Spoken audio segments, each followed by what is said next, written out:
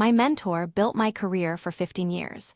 I reported him for stealing his students' research. My mentor, Professor David Ashworth, gave me my first research position, wrote me letters of recommendation for 15 years, and was the reason I have the career I have. 2 months ago, a former PhD student under him contacted me. She had found her unpublished thesis work, 3 years of original research, published under his name in a journal that launched his most recent grant application. When I looked, I found 9 other former students with the same story. I submitted a formal misconduct complaint to his institution.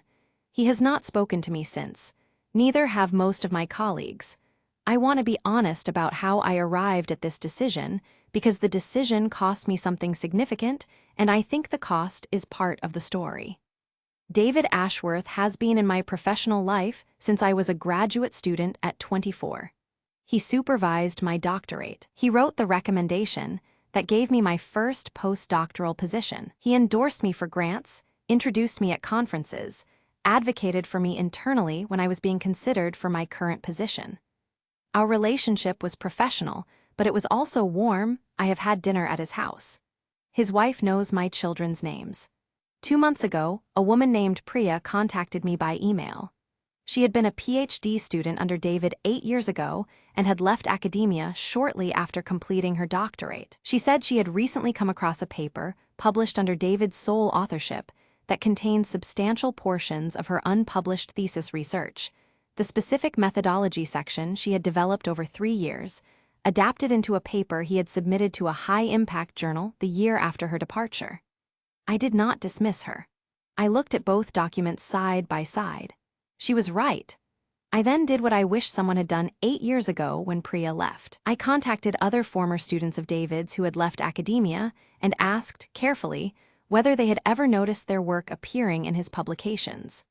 Over the following 3 weeks, I gathered accounts from 9 other former students. The pattern was consistent. Unpublished work developed during doctoral study, appearing in David's publications after the student had left, with no co-authorship credit and no acknowledgement. I compiled the documentation and submitted a formal research misconduct complaint to the Research Integrity Office at his institution. Am I the asshole? Update: 4 months after the complaint. The institution's investigation is ongoing.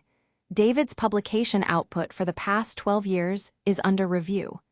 3 things have happened in the interim that I want to document clearly. First, 2 of the 10 students I contacted have since been offered co-authorship corrections and apologies by David directly.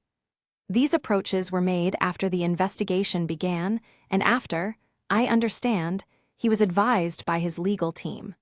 Both students declined the retroactive co-authorship.